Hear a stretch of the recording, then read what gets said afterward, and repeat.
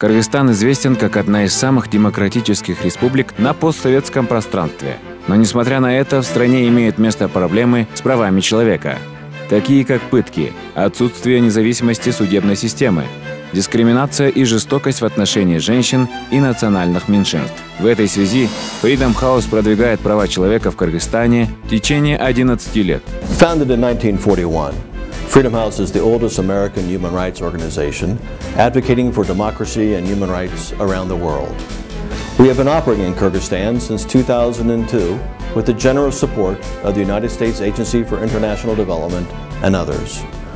One cornerstone of our project is to support civil society and government authorities to work together, which has resulted in a number of successes, including in the areas of freedom of expression, women's rights, and combating torture.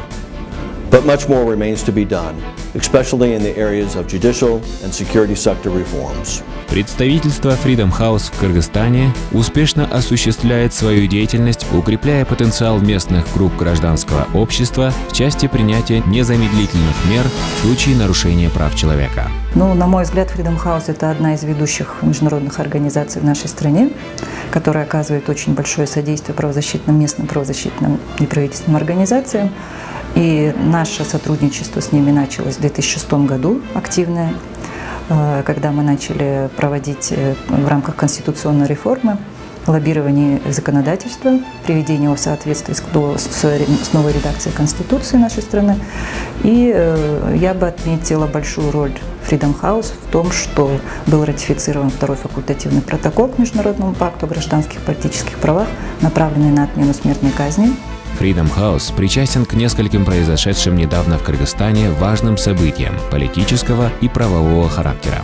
За этот период организация преуспела во многом в продвижении прав человека в Кыргызстане. Вообще Freedom House – это одна из немногих организаций, которая фокусируется на поддержке правозащитников в стране. И те программы, которые организация начинала в 2003-2004 годах по поддержке правозащитников, по развитию потенциала молодых активистов, по судебному мониторингу, по мониторингу закрытых учреждений, по программе по борьбе с пытками, все эти программы, они встали на ноги, они продолжают функционировать и дают очень хорошие результаты.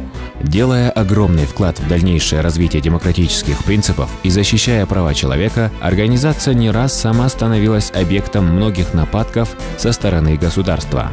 We're operating under very restrictive and repressive environments, beginning with President Akayev and then even worse under President Bakiyev.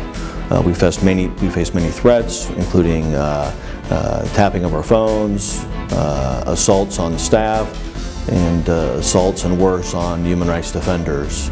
Несмотря на более свободную среду и активную работу организации, в стране все еще остаются проблемы, связанные с правами человека. Именно поэтому Freedom House и дальше намерен продолжать вести деятельность в сфере защиты и продвижения прав человека и становления демократии в Кыргызстане.